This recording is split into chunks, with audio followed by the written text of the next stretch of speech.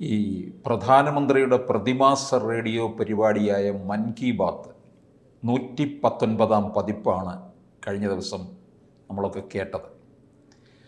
ഓരോ മൻ കി ബാത്തും പുതിയ പുതിയ കാര്യങ്ങളാണ് മോദിജി നൽകിക്കൊണ്ടിരിക്കുന്നത്. പക്ഷെ കഴിഞ്ഞ ദിവസത്തെ ആ മൻ കി ബാത്തിൽ മോദിജിയെ ആരോ തെറ്റിച്ചോ എന്നെനിക്കൊരു സംശയം. രാജേന്ദ്രൻ അത് തോന്നിയോ? തീർച്ചയായിട്ടും ഈ പത്രങ്ങൾ റിപ്പോർട്ട് ചെയ്തതുപോലാണ് അതിൻ്റെ ഒറിജിനൽ സ്ക്രിപ്റ്റെങ്കിൽ, അല്ലെങ്കിൽ പരിഭാഷപ്പെടുത്തപ്പെട്ട പോലാണ് ഒറിജിനൽ സ്ക്രിപ്റ്റെങ്കിൽ അവിടെ ഒരു തെറ്റ്, ചെറിയ തെറ്റല്ല, വലിയൊരു തെറ്റ് പറ്റി. മോദിക്ക് ഒരിക്കലും പറ്റാൻ പാടില്ലാത്തൊരു തെറ്റ് പറ്റിയിട്ടുണ്ട്. അതായത് പുലിവാഹനനാണ് അയ്യപ്പൻ എന്ന് പറഞ്ഞിരിക്കുന്നതായിട്ടാണ് നമ്മൾ അറിയുന്നത്. വലിയൊരു തെറ്റിദ്ധാരണയാണ് അത്. കാരണം അദ്ദേഹം വാജിവാഹനാണ്. ഹരിഹര ആസനം ആ പാട്ടിൽ പറഞ്ഞിരിക്കുന്ന പോലെ വാജിവാഹനം സുന്ദരാനനം. അതെ, തുരകമെന്ന് പറഞ്ഞാലും വാജി എന്ന് പറഞ്ഞാലും എല്ലാം കുതിരയെക്കുറിച്ചുള്ളതാണ്. കുതിരയാണ് അദ്ദേഹത്തിൻ്റെ സ്വാഭാവികമായ വാഹനം. പിന്നെ പലരും ഇങ്ങനെ തെറ്റിദ്ധരിക്കുന്നുണ്ട്, മാധ്യമപ്രവർത്തകരും അതുപോലെ തന്നെ ഭക്തരും തെറ്റിദ്ധരിക്കുന്നു. പുലിവാഹനനെ എന്ന് പാട്ട് പോലും ഉണ്ട്. കേരളത്തിലുള്ള നമ്മുടെ ഭക്തർ പോലും അയ്യപ്പന്റെ വാഹനം ഏതാന്ന് ചോദിച്ചാൽ അതെ പുലിയാണെന്ന് പറയും. അത് ആ കഥയുമായിട്ട് ബന്ധപ്പെടുത്തി പറയുന്നതാണ്. അതായത് ഈ പുലിപ്പാല് വേണമെന്നാണ് പന്തളത്തെ രാജ്ഞി അയ്യപ്പനെ രഹസ്യമായിട്ട് ഗൂഢതന്ത്രത്തിലൂടെ കൊല്ലാൻ വേണ്ടി ആവശ്യപ്പെട്ട ഒരു കാര്യം. അത് അയ്യപ്പൻ പോയി കൊണ്ടുവരണം. പുലിപ്പാല്. പുലിവാലെ പിടിച്ചാലുള്ള കുഴപ്പം നമുക്കറിയാം. എന്ന് പറയുന്ന പോലെ പുലിയെ കറന്ന് പാലെടുക്കുക എന്ന് പറഞ്ഞാൽ പിന്നെ ജീവനോട് തിരിച്ചു വരില്ല എന്നുള്ള ദുരുദ്ദേശത്തോടു കൂടിയാണ് രാജ്ഞി ഇത് പറഞ്ഞത്. മറ്റൊന്നുമല്ല, തൻ്റെ മകന് രാജസ്ഥാനിൽ ലഭിക്കാൻ വേണ്ടിയിട്ട്, മണികണ്ഠനെ ഇല്ലാതാക്കാൻ വേണ്ടിയിട്ടും ഉപയോഗിച്ച തന്ത്രം. അപ്പോൾ അതിൻ്റെ ഫലമായിട്ട് അയ്യപ്പൻ കാട് കയറുകയും കാട്ടിൽ നിന്ന് പുലികളുമായിട്ട് വരികയും അമ്മയുടെ രോഗം മാറ്റാൻ ആവശ്യമായിട്ടുള്ള പാല് അവിടെ തന്നെ നൽകുകയും ചെയ്തു. പുലികളെല്ലാം തിരിച്ചുപോയി. ഒരു കൂട്ടം പുലികളുമായിട്ടാണ് വന്നത്. അതെല്ലാം ശിവഭൂതങ്ങളായിരുന്നു എന്നാണ് അതിൻ്റെ ആ മിത്ത് പോകുന്നത്. രാജേന്ദ്രൻ അറിയാമല്ലോ, അത് പന്തളത്തുകാരനല്ലേ. അതെ, മണികണ്ഠൻ ആൽത്തറ തന്നെ പുലികളെ കൊണ്ടുവന്ന് ആദ്യം അവിടെയാണ് നിർത്തിയത്. അതുപോലെ തന്നെ തൊട്ടടുത്ത് തന്നെയാണ് അയ്യപ്പൻ വളർന്നു വന്ന ആ കൊട്ടാരവും തൊട്ടടുത്ത് തന്നെ അച്ഛൻ കോവിലാറിൻ്റെ ഒഴുക്കിന് സമാന്തരമായിട്ട് തന്നെ അവിടെ കുറേയേറെ കൊട്ടാരങ്ങളുണ്ട്. അവയെല്ലാം ഇപ്പം പരസ്പരം ബന്ധിപ്പിച്ചിരിക്കുന്നു. പിൽഗ്രിം ടൂറിസമായിട്ട് അവയെല്ലാം ബന്ധിപ്പിച്ചിരിക്കുന്നു. നല്ല കാര്യം തന്നെയാണ് ചെയ്തിരിക്കുന്നത്. അപ്പോൾ അങ്ങനെയാണ്. അല്ലാതെ ഒരിക്കലും അയ്യപ്പൻ പുലികളെ കീഴടക്കി എന്നുള്ളതല്ലാതെ പുലികളെ വാഹനമായിട്ടല്ല ഉപയോഗിച്ചിരിക്കുന്നത്. അല്ല, ഇപ്പോൾ ശബരിമലയിൽ തന്നെ നമ്മൾ നോക്കിയാൽ ശബരിമലയിൽ നമ്മൾ പ്രധാനമായിട്ടും കാണുന്നത് ചെല്ലുമ്പോൾ 18-ാം പടി കൊടിമരം, ശ്രീകോവിൽ. ആ കൊടിമരത്തിൻ്റെ മുകളിൽ തന്നെ വാഹനായിട്ട് അങ്ങനെ നിൽക്കുകയാണ്. കുതിര കാണാം. അതെ, അവിടെ നമുക്ക് കാണാം. അശ്വാരൂഢനായിട്ടുള്ള തീർച്ചയായിട്ടും അത് തന്നെ ആയിരിക്കണം. അദ്ദേഹം നല്ലൊരു പടയാളിയും കൂടിയായിരുന്നു. അപ്പോൾ പുലിയും വെച്ചുകൊണ്ട് ആരും പടയ്ക്ക് പുറപ്പെടാറില്ല. അദ്ദേഹം യോദ്ധാവായി കാണണം എന്നാണ് പറഞ്ഞത്. വളർത്തച്ഛനൊക്കെ പറഞ്ഞിട്ട് പോയത്. അതാണ് പന്തളത്ത് നിന്ന് കൊടുത്തയക്കുന്ന തിരുവാഭരണത്തിലെ കൊമ്പൻ മീശയുള്ള അയ്യപ്പനെ കാണാം. മറ്റാരും കണ്ടിട്ടില്ല. സ്വർണ്ണത്താൽ നിർമ്മിതമായിട്ടുള്ള ആ വിഗ്രഹത്തിൽ അദ്ദേഹത്തിൻ്റെ ചെറിയൊരു രൂപത്തിൽ ആ കൊമ്പൻ മീശയും ഒക്കെ കാണാം. അതുപോലെ തന്നെ നമ്മുടെ ഈ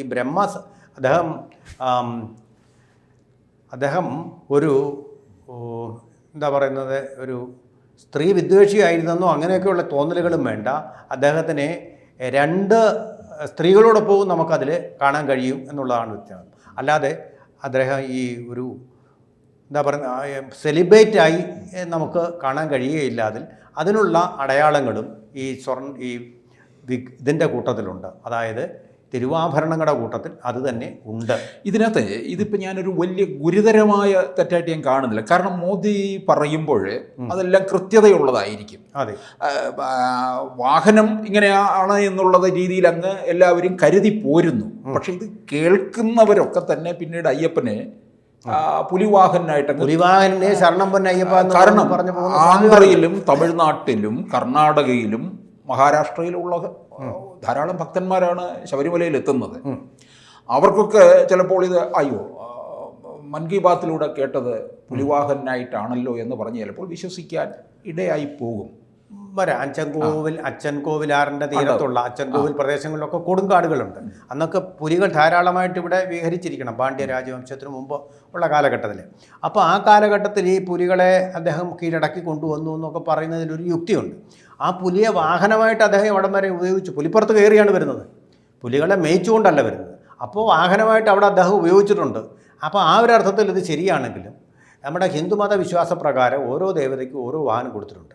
ഉദാഹരണത്തിന് ഗണപതിക്ക് മൂഷികനാണ് വാഹനനായിട്ടുള്ളത്, സരസ്വതി ദേവിക്ക് പഴുതാരയാണ് വാഹനമെന്ന് പറയപ്പെടുന്നു, അതുപോലെ തന്നെ ശിവന് കാളയാണ് വാഹനമെന്ന് പറയപ്പെടുന്നു. അപ്പോൾ അങ്ങനെ വരുമ്പോൾ തീർച്ചയായിട്ടും ഇത് അങ്ങനെ ഉള്ള സങ്കല്പത്തിൽപ്പെട്ട ഒരു വാഹനമല്ല.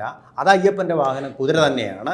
ഈ പുലി എന്ന് പറയുന്നത് അദ്ദേഹം അമ്മയുടെ ആജ്ഞ ശിരസാവഹിക്കാൻ വേണ്ടി കൊണ്ടുവന്ന കാട്ടുജീവികൾ തന്നെയാണ്, അദ്ദേഹത്തിൻ്റെ വാഹനമല്ല എന്നുള്ളതും വളരെ പ്രസ്താവികം. ഗണപതിയുടെ കാര്യം പറഞ്ഞപ്പോഴാണ് എനിക്ക് ഓർമ്മ വന്നത്. ഗണപതിയുടെ വാഹനം എലി അല്ലേ?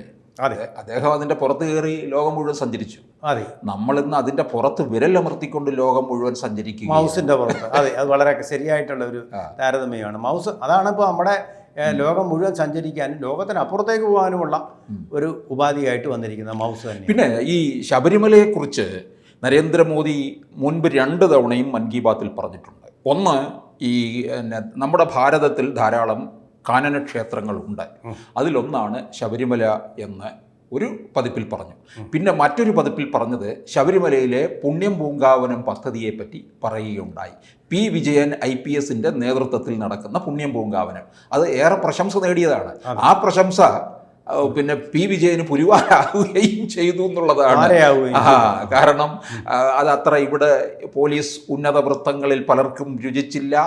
പി വിജയനെ പിന്നീട് മൻ കി ബാത്തിൻ്റെ 100ാം പതിപ്പിൽ ഡൽഹിയിലേക്ക് വിളിച്ചു. പ്രധാനമന്ത്രിയുടെ ഒപ്പം ഇരുന്ന് ആ പരിപാടി ശ്രവിക്കുന്നതിന് വേണ്ടിയിട്ട് അതിനിവിടെ നിന്ന് വിട്ടില്ല.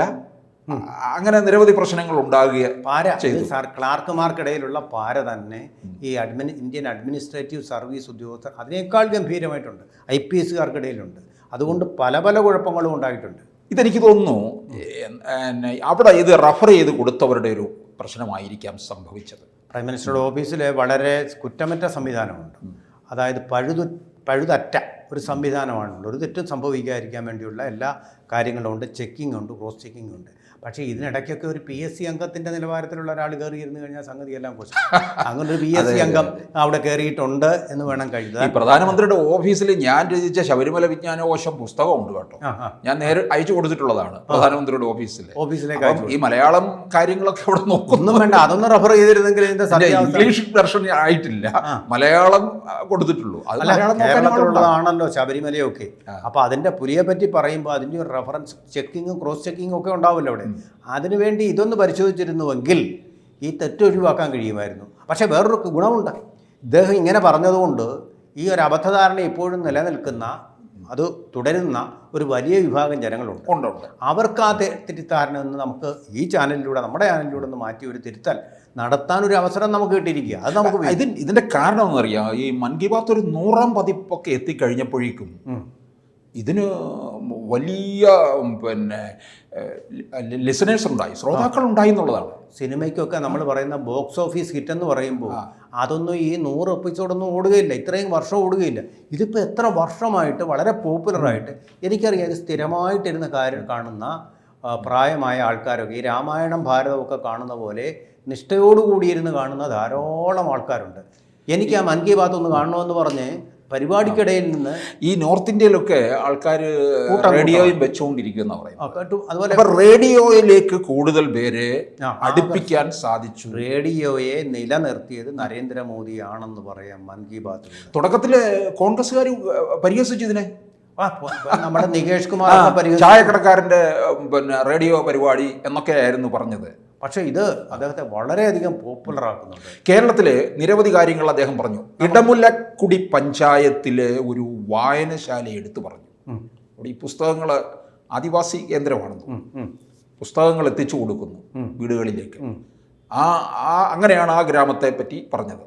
പിന്നീട് വേമ്പനാട്ട് കായലിലെ അവിടെ നിന്ന് പ്ലാസ്റ്റിക് മാറ്റുന്ന ഒരു തപസ്യയായി സ്വീകരിച്ച് എല്ലാ ദിവസവും വള്ളം എടുത്തുകൊണ്ട് പോയി അത് നീക്കം ചെയ്യുന്ന ഒരാൾ, അദ്ദേഹം മരിച്ചുപോയപ്പോൾ അദ്ദേഹത്തിനെ കുറിച്ച് പറഞ്ഞിരുന്നു. അദ്ദേഹത്തിൻ്റെ പത്മശ്രീ അവാർഡ് പിൽക്കാലത്ത് പരാമർശിച്ചു മാത്രമല്ല, ഒരു അവാർഡ് പിൽക്കാലത്ത് അദ്ദേഹത്തെ തേടിയെത്തുകയും ചെയ്തു. ഈ പരിസ്ഥിതിയുടെ വാചാടോപങ്ങൾ മാത്രം നടത്തുന്ന ആൾക്കാരിൽ നിന്ന് വ്യത്യസ്തമായി പരിസ്ഥിതിയെ സ്നേഹിക്കുകയും പരിചരിക്കുകയും ചെയ്യുന്ന ഇയാളിൻ്റെ, എനിക്ക് കോട്ടയത്തുകാരനായി എനിക്ക് പോലും അറിയില്ലായിരുന്നു ഇദ്ദേഹം പറയുന്നത് വരെ. അതിനുശേഷമാണ് ഈ മനുഷ്യനെ ഞാൻ തിരിച്ചറിയുന്നത്. അങ്ങനെ ഈ അറിയപ്പെടാത്ത ഒരുപാട് കാര്യങ്ങളാണ് ഇങ്ങനെ കൊണ്ടുവരുന്നത്. ആർക്കും അറിയാൻ മേത്ത അപ്പോൾ അങ്ങനെ അതിനകത്ത് വന്നപ്പോൾ ഒരു തിരുത്തു വരുത്തണം എന്നുള്ളത് കൊണ്ടാണ് ഞാൻ ഈ വിഷയം എടുത്തത് തന്നെ. അങ്ങനെ കാരണം പലർക്കും അത് അറിയണമല്ലോ. അയ്യപ്പൻ പ്രത്യേകിച്ച് മലയാളികൾ അറിയണം. അപ്പോൾ അത് ഇത്രയേ ഉള്ളൂ. പുലിവാഹനല്ല അയ്യപ്പൻ, അയ്യപ്പൻ്റെ വാഹനം കുതിരയാണ്. പക്ഷേ ഈ പിന്നെ അദ്ദേഹം പറഞ്ഞത്, പ്രധാനമന്ത്രി പറഞ്ഞ ആ ഒരു സ്പിരിറ്റിലല്ല. നമ്മൾ മനുഷ്യരും അതുപോലെ തന്നെ പുരാണ കഥാപാത്രങ്ങളും പലപ്പോഴും ഈ മൃഗങ്ങളുമായിട്ട്, വന്യമൃഗങ്ങളുമായിട്ട് ബന്ധപ്പെട്ടിരിക്കുന്നു. അത് കൂട്ടിച്ചേർക്കേണ്ട വേറൊരു കാര്യം കൂടിയുണ്ട്. ഈ വന്യജീവികളെ സംരക്ഷിക്കുന്ന കാര്യങ്ങളൊക്കെ പറഞ്ഞു വന്നപ്പോഴാണ് ഇത് പരാമർശിച്ചത്. ഈ അവസരത്തിൽ കേരളത്തിലെ വന്യജീവികൾ ആൾക്കാർ നിരന്തരം അതും ചേർത്ത് പറയാൻ വേട്ടയാടിക്കൊണ്ടിരിക്കുകയാണ്. മണികണ്ഠൻ്റെ കാലത്തെ ഒരൊറ്റ വന്യമൃഗം പോലും ഇങ്ങനെ ആക്രമിച്ച കേസുകൾ കേട്ടുകൊള്ളുകയുള്ളൂ. എന്തുകൊണ്ട്? അന്ന് കേരളം മുഴുവൻ വനമായിരുന്നു. ആ വനത്തിനുള്ളിൽ അവർക്ക് സ്വൈരമായിട്ട് വിഹരിക്കാനും ഇര തേടാനുമുള്ള എല്ലാ സാഹചര്യങ്ങളും, ഇക്കോസിസ്റ്റം, നമ്മൾ ആ ഇക്കോസിസ്റ്റത്തെ തകർത്ത് തരിപ്പണമാക്കി. അല്ല, ഇതിപ്പം മൻ കി ബാത്ത് നടന്ന ആ ദിവസം തന്നെ ഇന്നലെ ആറളം ഫാമിൽ 2 പേരെയാണ് കൊന്നത്. അത് വല്ലാതെ വഷളായിരിക്കുകയാണ്. കാട് വെട്ടിത്തെളിപ്പിച്ചതോടുകൂടി നമ്മുടെ കാലാവസ്ഥ മാറി, നമ്മുടെ ജീവിത വ്യവസ്ഥയും ആകപ്പാടെ മാറിയിട്ടുണ്ട്. ആ ഇക്കോസിസ്റ്റം തകരുന്നതിൻ്റെ ഒരു ഫ്രജിലിറ്റിയുടെ ഒരു ലക്ഷണമാണ്. എന്നിട്ടും ഫ്രജൈൽ ഏരിയ എന്ന് പറയുന്നത് ഇപ്പോഴും പ്രഖ്യാപിക്കരുതെന്നും പറഞ്ഞ് സമരം നടത്തിക്കൊണ്ടിരിക്കുകയാണ്. നമ്മൾ നമ്മളെ തന്നെ കൊല്ലുകയാണ്. വാസ്തവത്തിൽ വന്യമൃഗങ്ങളല്ല കൊല്ലുന്നത്, നമ്മളുടെ ഈ പരിസ്ഥിതി സംരക്ഷിക്കാനുള്ള നമ്മുടെ മടി കൊണ്ടും പരിസ്ഥിതിയെയും കൂടി കൃഷിഭൂമിയാക്കാനുള്ള നമ്മുടെ ആർത്തി കൊണ്ടും സംഭവിച്ചു പോയതാണ്. തിരുത്താൻ പറ്റാത്ത ഒരു തെറ്റാണത്.